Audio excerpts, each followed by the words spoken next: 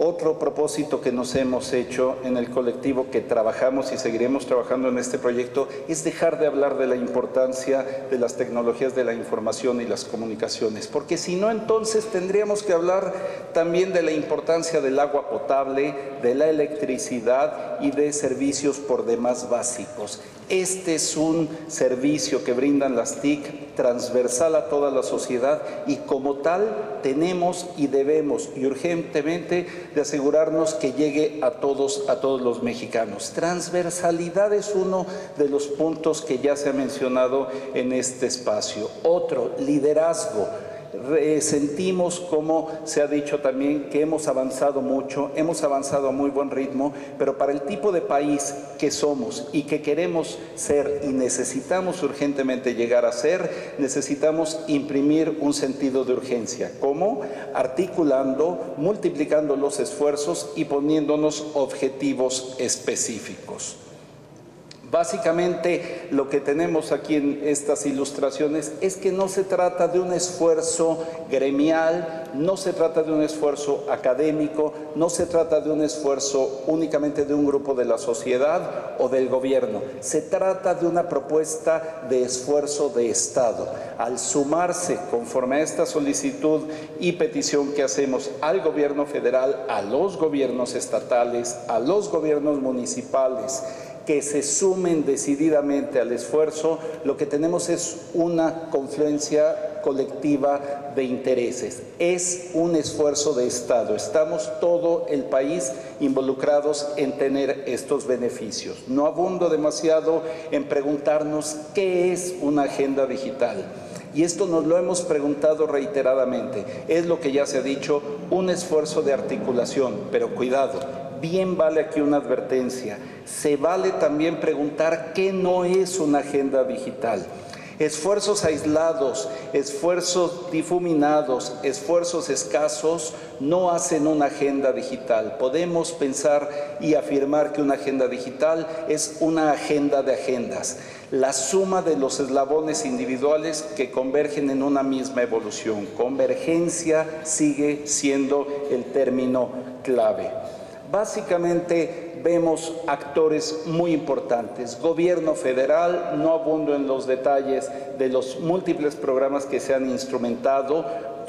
Creemos y afirmamos que se pueden eslabonar mucho mejor, que pueden ser cada día más incluyentes, más novedosos, más imaginativos, pero están ahí. No hay muchas semillas más que sembrar, sino tenemos que germinarlas y tenemos que apoyarlas. La industria ha invertido y deberá seguir invirtiendo mucho más en investigación y desarrollo, en preguntarse a dónde puede llegar por procesos de mercado, y esta es una pregunta que se hace colectivamente con la academia, con el gobierno, con los responsables de políticas públicas.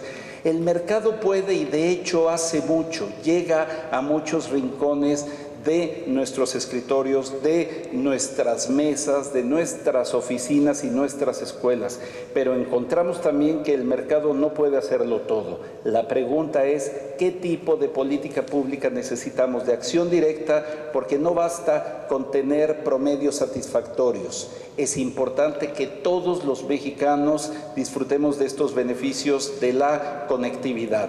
La conectividad, el sector de las tecnologías de la información y las comunicaciones tiene un doble carácter, carácter de crecimiento económico y carácter de bienestar. Con todo, crecimiento y bienestar hacen que este sea uno de los muy pocos sectores que simultáneamente impactan en el desarrollo integral. No estamos hablando solo de divisas, no estamos hablando solo de inversiones, no estamos hablando solo de producción, estamos hablando de educación, cultura, salud, etcétera. Es desarrollo integral de lo que estamos hablando. Y el Congreso hace un papel muy importante. A mí no me gusta hablar de ellos y nosotros. Ellos son nosotros, son los mexicanos que como nosotros hoy les toca estar recogiendo propuestas, multiplicándolas y articulándolas.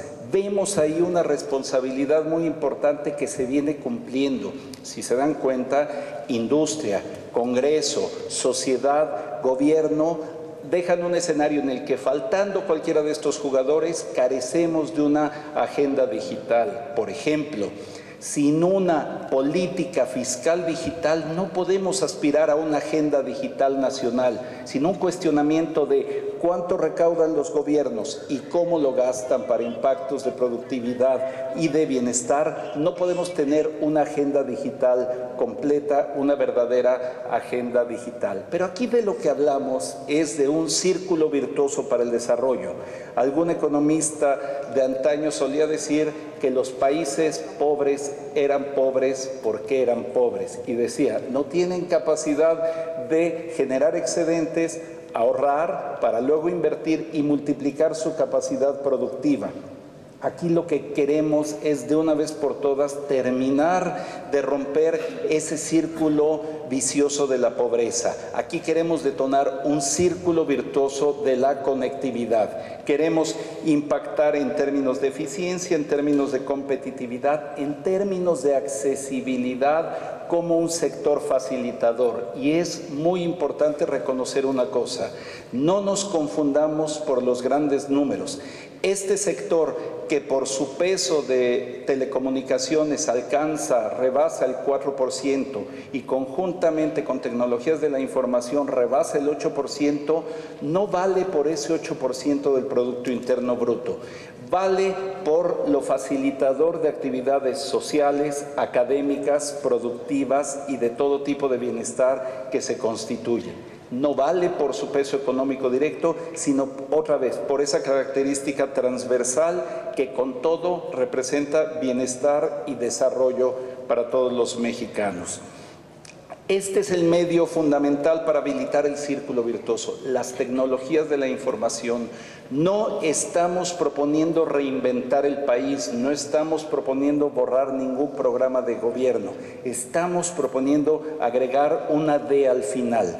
Nuestro Plan Nacional de Desarrollo se verá beneficiado con una D al final que haga de él un Plan Nacional de Desarrollo Digital.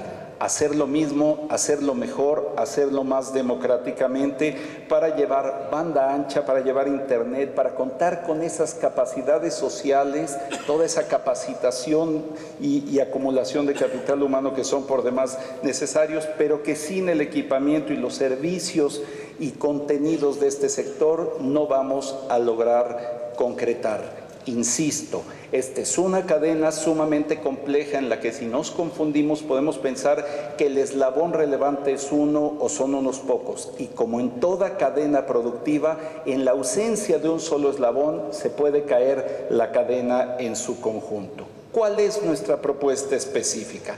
¿Cuáles son nuestras recomendaciones? Primero, y buscaré pasar rápidamente este material para no ser repetitivo de algunos elementos que ya se han mencionado, pero proponer este esfuerzo nacional. En otras ocasiones se ha hablado de un combate a la pobreza, de un combate a la inseguridad. Aquí lo que nosotros proponemos es un combate a la desconexión, un combate al hecho de que existen niños, comunidades y grupos sociales que no gozan de la misma conectividad que representa todo eso, capacidades, y que incuba problemas mayores. Pero esto no se puede lograr sin un ejercicio de articulación. Insisto, el mercado avanza y ha logrado llegar muy lejos, pero sin una articulación y sin un liderazgo nos quedaremos muy cortos. Para ello, ¿qué necesitamos? Necesitamos recursos económicos dirigidos, necesitamos reflexionar sobre políticas fiscales, sobre marcos legales, identificar población objetivo, pero sobre todo necesitamos hacer todo esto con un sentido de urgencia porque el tiempo nos apremia. 5 áreas son las que identificamos para esta efectividad. Una primera que se refiere a la promoción de individuos y de organizaciones, la demanda y la oferta. ¿Quiénes están en capacidad de ofrecer qué contenidos y quiénes son los receptores? Este no es un mundo binario, no hay unos que solo somos receptores.